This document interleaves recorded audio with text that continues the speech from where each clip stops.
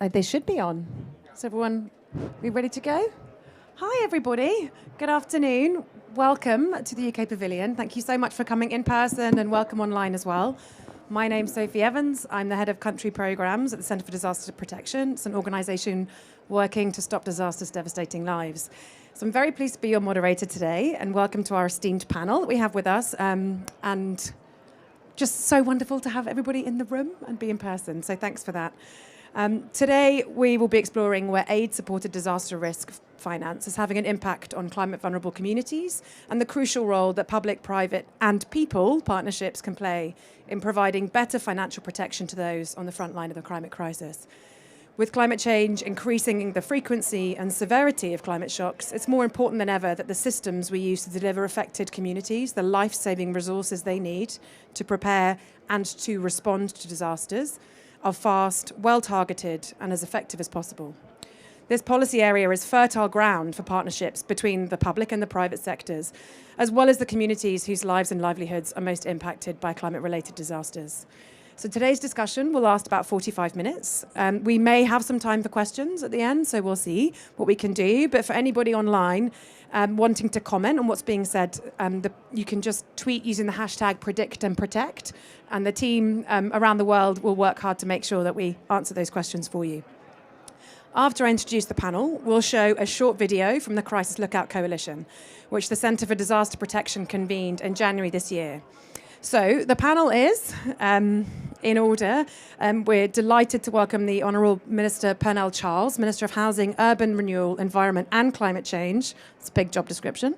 From the Government of Jamaica. We're also delighted to have Ekosue Yehen, who's the Secretary General of the Insurance Development Forum, Christina Bennett, who's the Chief Executive of the START Network, and we will shortly be welcoming Isaac Anthony, who's the Chief Executive of the Caribbean Catastrophe Risk Insurance Facility. And he'll just sneak in on the end, and we'll come to him when he's ready. So before I ask them any questions, let's first go to the Crisis Lookout video, which makes the case for a crisis financing system that looks forward to the crisis risks we face, not backwards at the devastation that lies in the wake of climate disasters. The COVID-19 pandemic has interrupted the lives of almost everyone on the planet. No matter who we are or where we live, we've all had to adapt. We masked up, we locked down, we kept our distance, we took our children out of school. We watched as the systems that were supposed to keep us safe were quickly overwhelmed. We grieved. COVID-19 has exposed major weaknesses in how the world predicts, prepares, and pays for crises, especially in the poorest countries. The pandemic will push 150 million people into extreme poverty this year alone. 1 in every 33 people on the planet is now in need of humanitarian assistance. Despite knowing a pandemic was likely, just 2% of funding was agreed upon and ready to go in advance. It means this crisis will continue for many years to come. And for millions, COVID-19 wasn't even the biggest threat last year. Floods in Afghanistan, swarms of locusts in East Africa, a cyclone in India. We weren't ready for any of it. But we could have been. We still wait until a disaster strikes before we try to find the money to protect people. And it can take weeks, months, or even years for help to reach those who need it. With climate change and rising conflict set to increase disasters, we need a new system now more than ever. The Crisis Lookout is a group committed to changing how the world pays for disasters so we can stop them turning into crises. We have the technology and skills to predict most disasters, from cyclones to conflicts. We can use this knowledge to prepare funding in advance that is then released the moment trouble arises. We can ditch the disaster begging bowl in favor of a system that looks forward, not back, and makes use of advances in forecasting, technology, and planning. It will save lives, reduce costs, and help people recover faster. The COVID crisis has been the greatest moment of shared global hardship and loss of life since the Second World War. One thing we know for sure, this moment of shared struggle is changing. Some of us have the reassuring expectation that normal life will resume in the near future, but many more will remain in crisis for a long time to come. And for those caught up in conflict or on the front line of climate change, The next disaster lies just around the corner.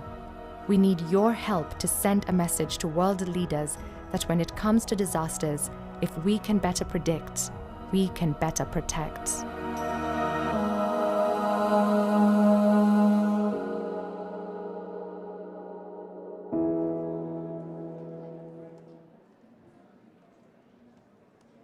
Brilliant, thank you. So, Minister Charles, Christina, I might come to you first, if that's okay.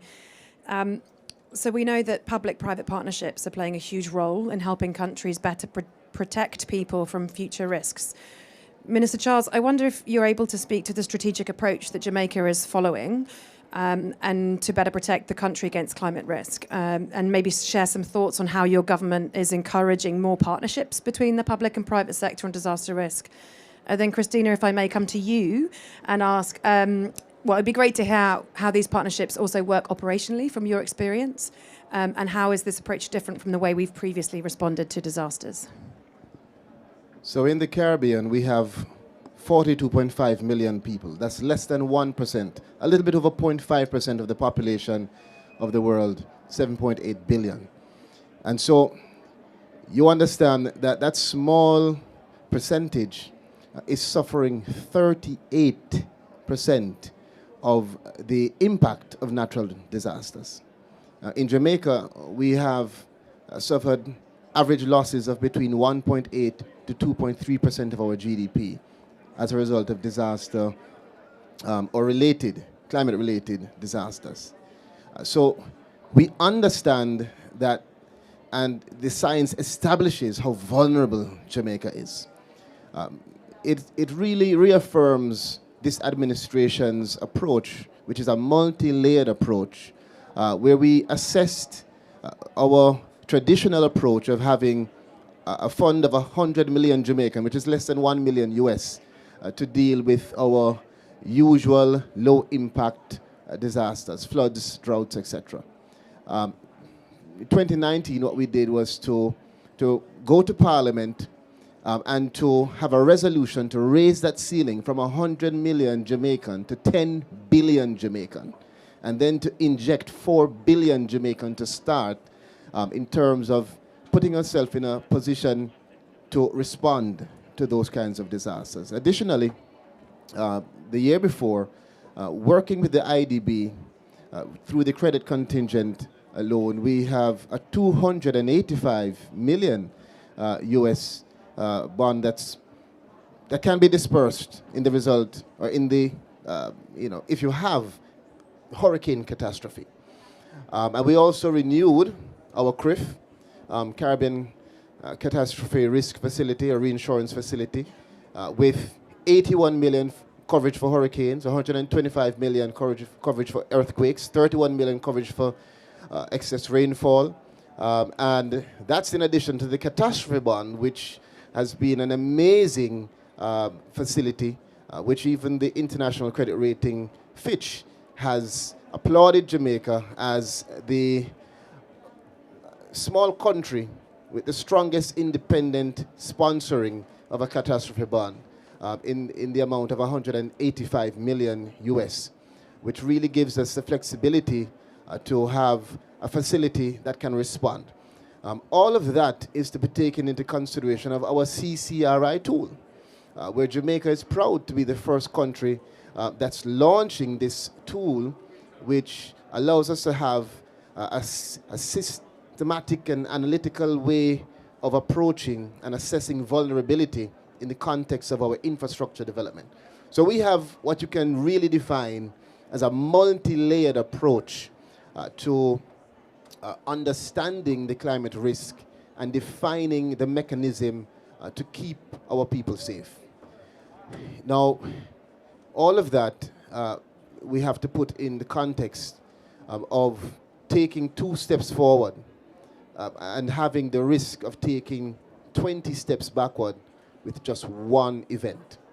One event, because of our size, in terms of geographic size and the size of our economies, can wipe out a Caribbean country. Just one event. So it reiterates the critical importance of advancing an approach that recognizes the realities that we face and puts in place the buffer that is needed for us to be able to facilitate a quick response. Not a response that is 5 months or 5 years down the line, but a quick and comprehensive response.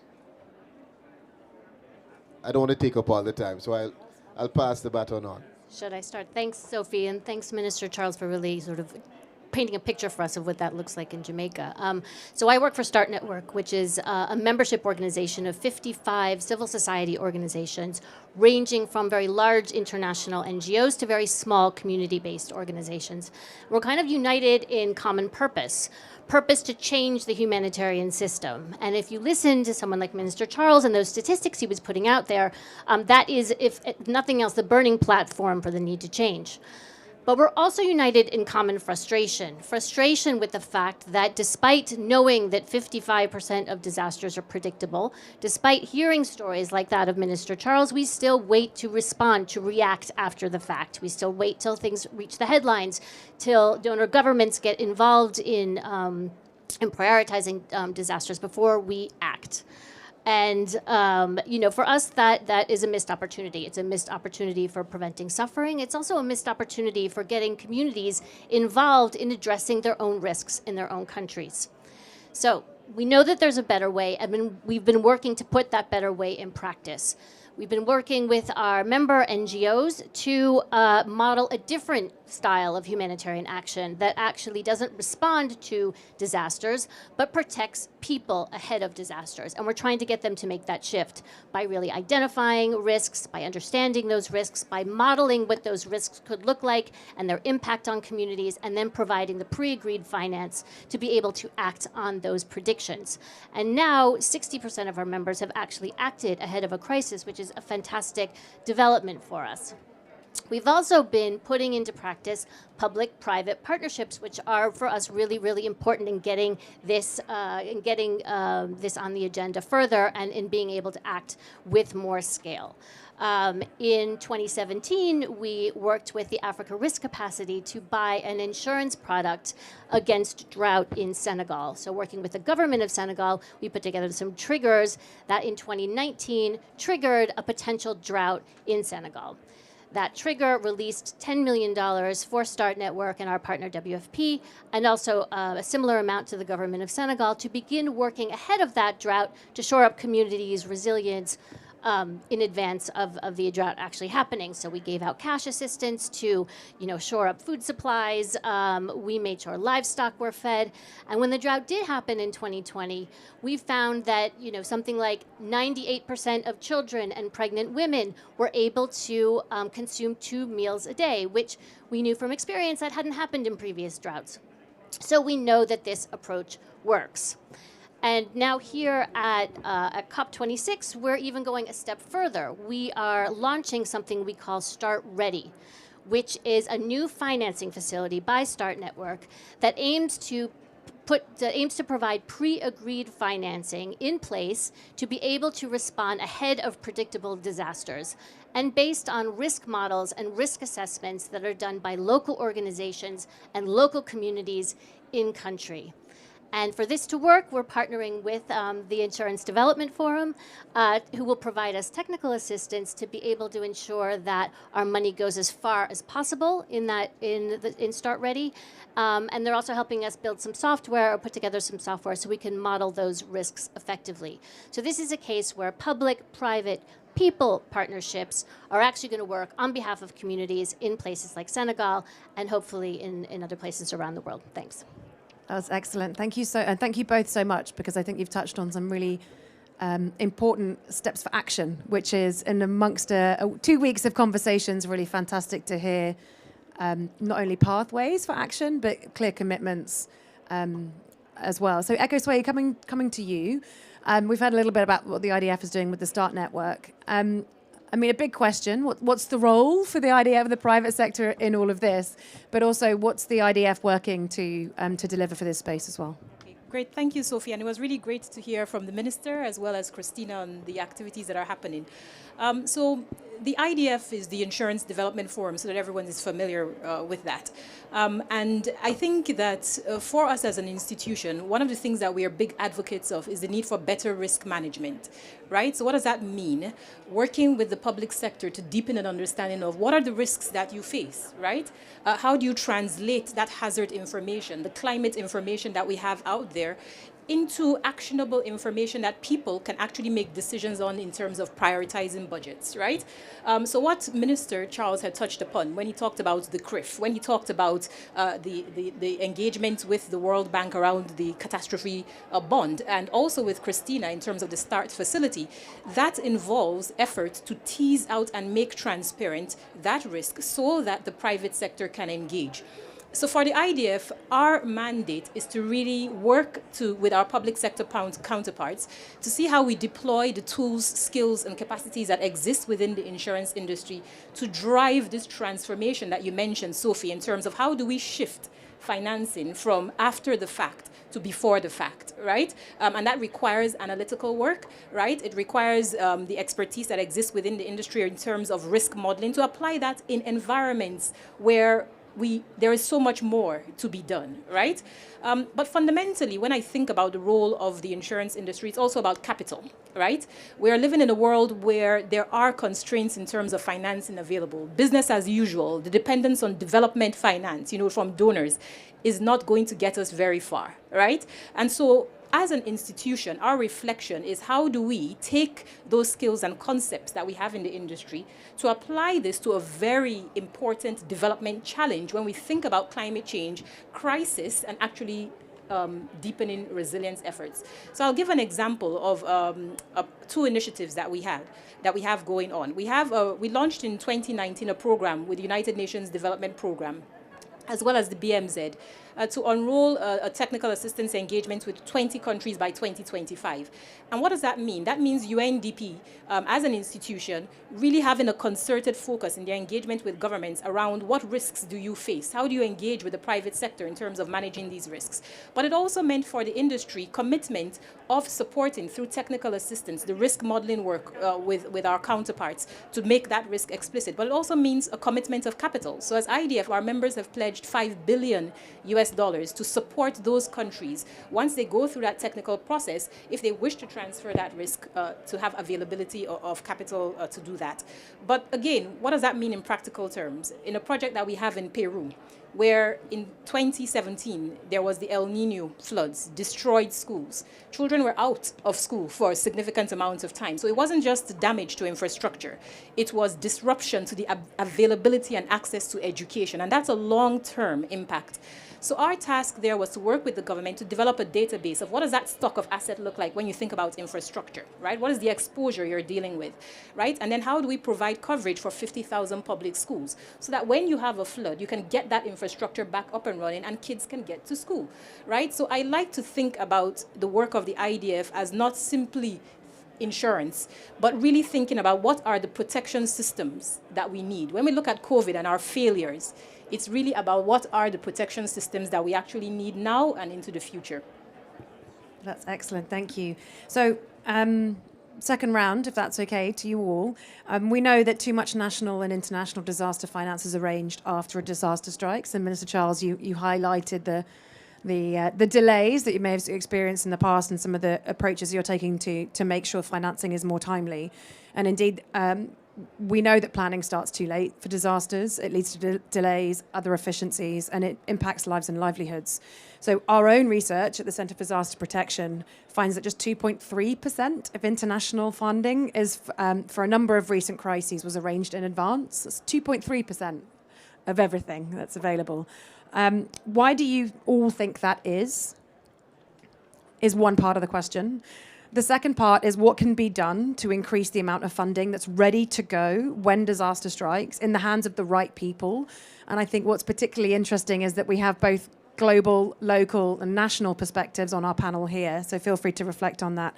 And given that when we can have pre-arranged financing and funding put in place in advance, we know we have faster, more dignified responses with better protection, as you mentioned, Ekoswei, potentially for less money as well in certain instances.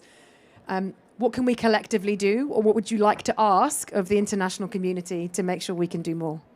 More and better, I think. The last part of your question is quite dangerous. But I'm smiling because this conversation is so important. You know, this gets down to the granular, to the nitty-gritty of what really can make a difference in how countries like Jamaica will have the ability to respond.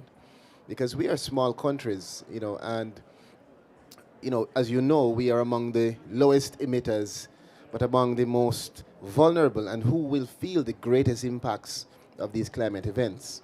But the irony is that because of our economies, because of our climate vulnerability, it makes it much more expensive to borrow. We are a greater risk. And so even the impact on our national credit rating causes you to have constriction in fiscal space. It restricts the ability for you to make investment and to attract the investment that you need for mitigation and adaptation activities. So all of that is accumulation of the issues arising and affecting countries like Jamaica, which is why you have to have flexible and innovative arrangements like the cat bond, which can be triggered in a timely manner, which can focus on the high vulnerability areas in your country. In Jamaica, our cat bond with the World Bank actually has a cat grid feature, which is the first of its kind.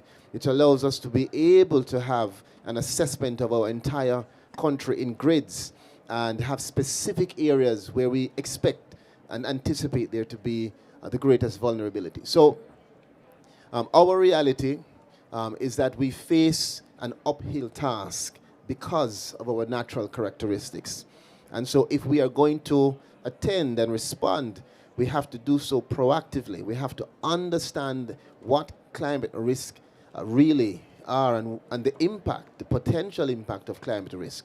And we have to have facilities and arrangement with international partners who also appreciate exactly what the impact can be on our country and how they can play a role. And we've seen where we've taken some positive steps, but I do believe that there is much more that is required. Jamaica, however, can really be proud to say that we have done what can be defined as really innovation and cooperation. It's the same question for all of you, so feel free to go through the panel. So the first question was, why doesn't the system do better, right? I think that the system, the way with which we think about risks is a very interesting one. I don't think that people ever imagine, for example, what we are going through with COVID. We try to avoid extreme scenarios, right? But the reality is that we are going to have to be confronted with more of that. So the point made by the minister, right, which was when we think about disasters historically, we'd always thought about them as things that happen in Africa, things that happen in Asia and wherever else. It wasn't an experience of developed countries, right? But suddenly we are seeing with the floods in Germany, right? We're seeing with the floods in other places in the UK as well, right? And so there is a shared experience of a catastrophe, right? And for developing countries, there was always this context where you have to kind of desperately scramble after the fact to try to mobilize resources, the important role that civil society actors play in that process in terms of helping to drive response. But suddenly there is a need to say we need to do better, because even in developed countries, there is a need for resources as well to manage the kinds of impacts that we are seeing. At the same time, when we think about developed countries, there are systems in place in many countries. For example, if you think about insurance penetration rates in most developed countries are between 30, 40, 50%, right? When you think about developing countries, you're talking about 1 to 3%, right? So even access to financial markets that help you to absorb shocks are different, right? And so this is what I think is forcing the development community and others to take a step back and really think about how are we understanding these risks? How are we communicating these risks to our public, our citizens? But importantly, how are we thinking and designing the kinds of financial solutions that will allow us to better respond? And so this also takes us into the realm between humanitarian response and development, development financing, right?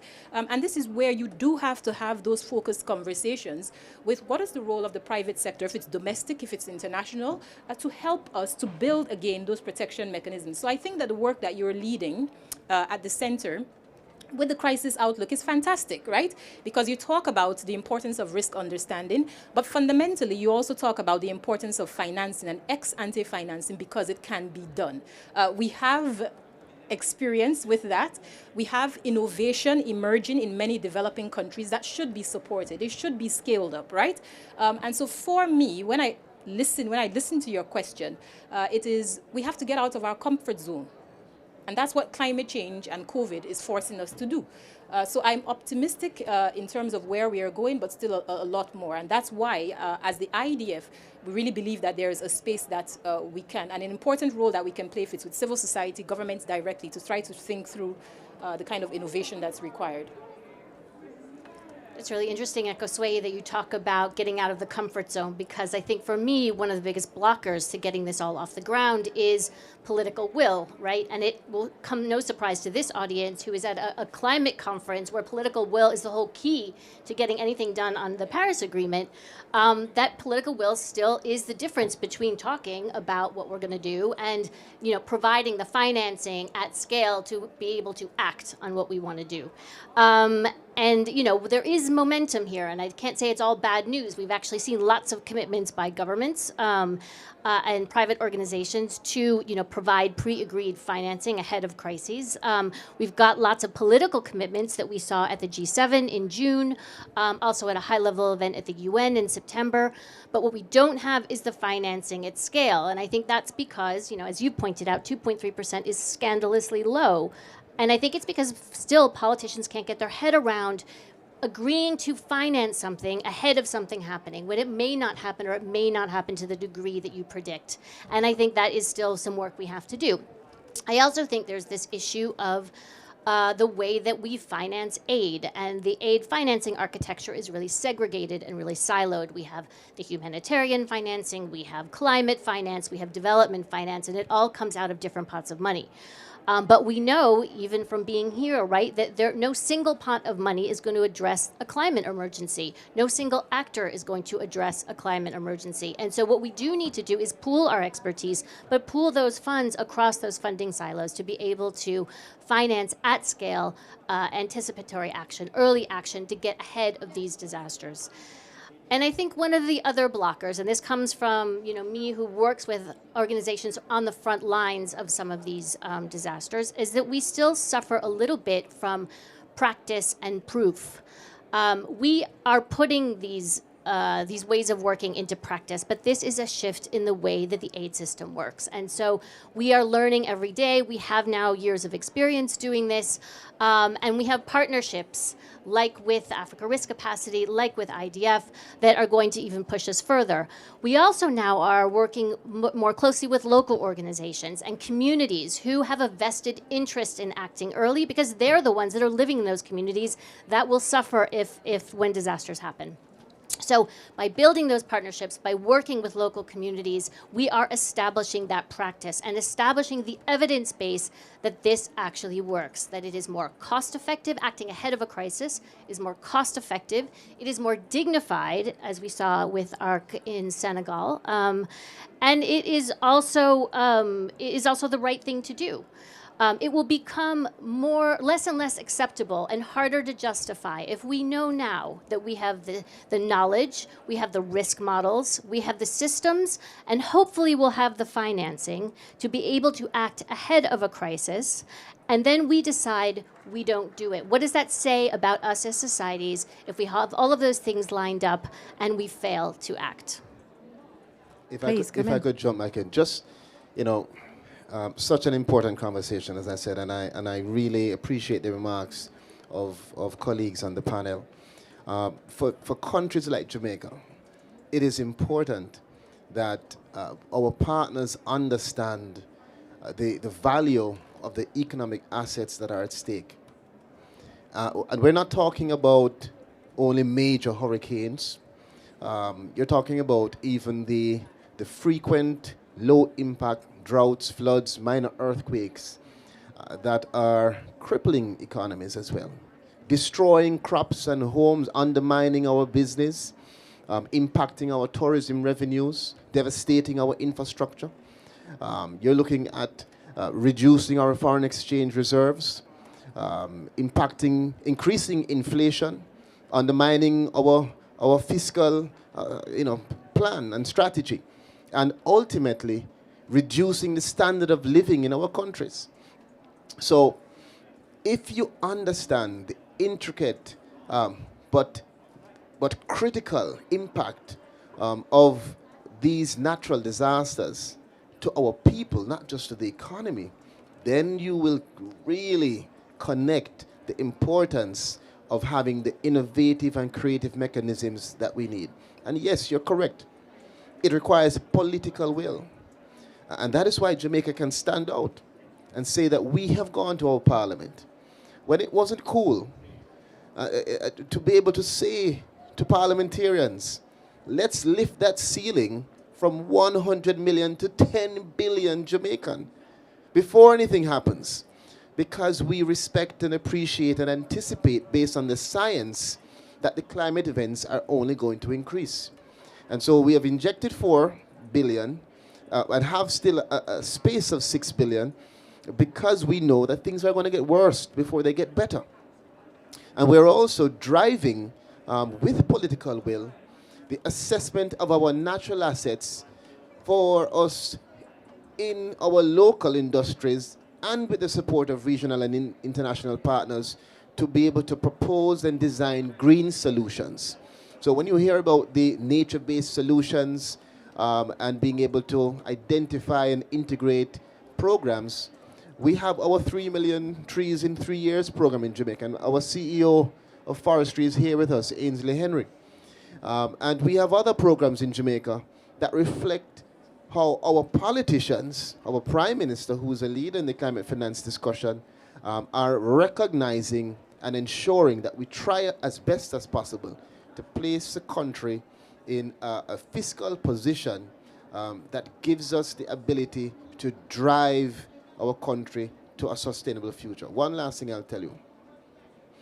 Understanding the natural disaster risk financing importance is critical to debt sustainability, particularly for a small country, a small economy like Jamaica. And it's critical to foreign exchange reserve adequacy. And so these are two aspects of why we in Jamaica, through our Minister of Finance and Public Service, the Honorable Nigel Clark, are driving the kinds of policies and programs that position us to be able to absorb the investment that's going to be necessary to protect our people and our country. I'll add something. There's a phrase in Jamaica, little but talawa, right? That is our ethos. Yes, exactly. I thought I'd add that. But I think that the minister touches on an important point, which is there's a lot happening in many countries, right? There's lots of innovation and good thinking, right? So to the point that you raised, Sophie, in terms of how can we do things differently, I think that there is an opportunity here, despite the fact of, the political kind of stagnation that we might be seeing within the climate negotiations, but there's an opportunity to work directly with countries, right? And the hope is that the public sector, the donor, the international community can support that bubbling of innovation, right? That bubbling of thinking around ex-ante financing. So again, I'll highlight the Crisis Outlook, great initiative, and really an opportunity to use the experiences of COP COVID-19 to see how we can leverage that. Can I just ask you just a follow-up from that, Akoswe? So I was going to ask you, Mr. Charles, but you were so elegant in your explaining of the financing. I wanted to come back to the leadership and the political will, just very briefly. And I'm going to pick on you, Akoswe, because I know you've both got African regional experience as well as Caribbean regional experience. And I think what we're seeing is it's day 3 of COP, but what we've seen is incredibly strong leadership on climate action, be it mitigation, adaptation, to your point, the whole financing spectrum. What can we take from that regional experience and that regional learning, and how do we propel that forwards in the context of meeting both disaster, the frequency, severity of annual views of risk, as well as that long-term pathway to sustainable financing over a longer time. And perhaps just a similar question to you, Christina, because I know Start Network, as membership, touches every corner of the globe. That how important is that kind of regional learning, but also maybe some reflections on kind of South-North learning and thinking about how we do root these things in the local and really learn credibly from the local. Just very briefly, if that's okay. Sorry. A very complex question, Sophie, so I will attempt. I was involved in establishing the Caribbean Catastrophe Risk Insurance Facility. And it was a tremendous initiative, right? And there was a lot of work that we needed to do to work with governments around, when we talk about tropical hurricanes in the region, what does it mean in terms of Jamaica? What does it mean in terms of Bermuda? Completely different vulnerabilities, right? And we needed to do that work in order to structure the insurance. But there was also the element of innovation in terms of parametrics, so not the traditional insurance innovation. And that took a lot of work in terms of engaging not only with ministries of finance, ministries of environment, to get that up and running, right? And it's been quite successful, but there is a need for evolution, right? And that's where we are currently. How do you scale that up? How do you get it to do more, given what we are seeing with climate change? But I reference it because it's also important in the evolution of the African risk capacity. And I want to acknowledge Ms. Dolika Banda, who's sitting in front here, who was the CEO of ARC Limited, right? Where the African continent saw what was happening in the Caribbean and said, how can we replicate that? Yes, it's in the Caribbean. Yes, it's focused on tropical cyclone, but let's think about slow onset risks. Let's think about drought risk, right? And how that risk translates to impact on people is very different from sudden impacts. But it was learning from the Caribbean. But that initiative took it a step further, right?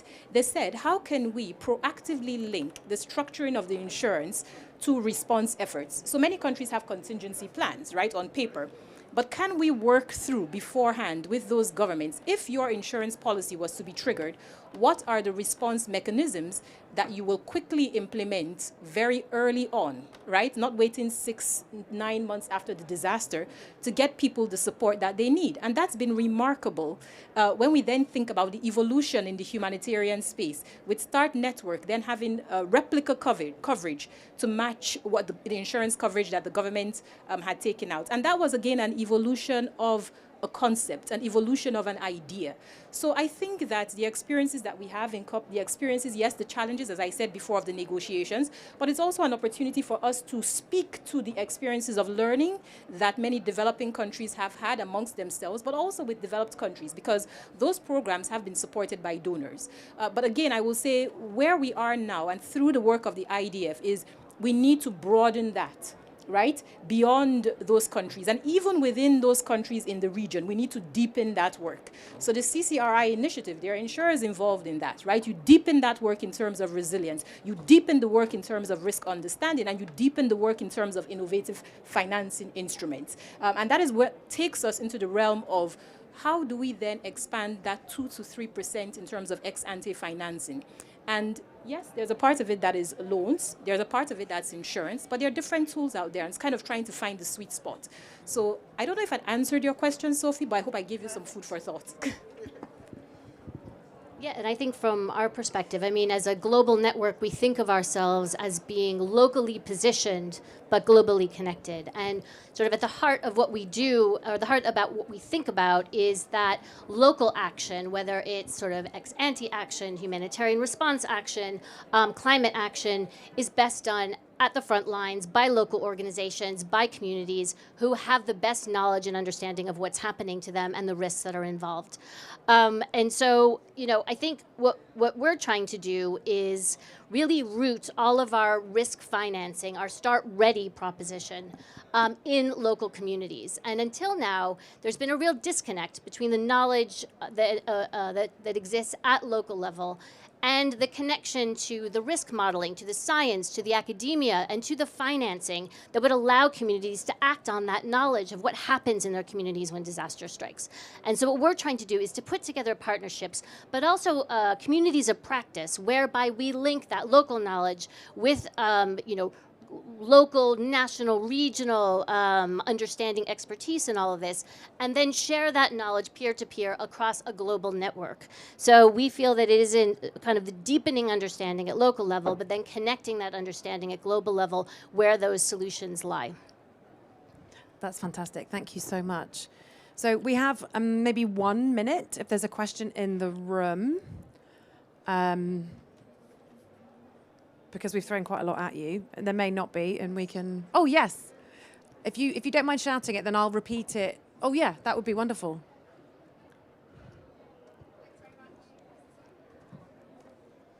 Yeah, it should be. Can you hear me? Yeah. Yes. Hi, my name is Emily Wilkinson. I'm a senior research fellow at ODI and also advisor to the government of Dominica. We've been doing some research recently looking at anticipatory action in the Pacific Islands with ADB. And one thing that's really striking is the, I guess, sort of lack of thinking work from the public and private utilities companies to be better prepared for extreme weather events. And that's because it's complex. There's a lot to do. There's a lot kind of surge capacity that's needed. There are logistical problems. There are price issues.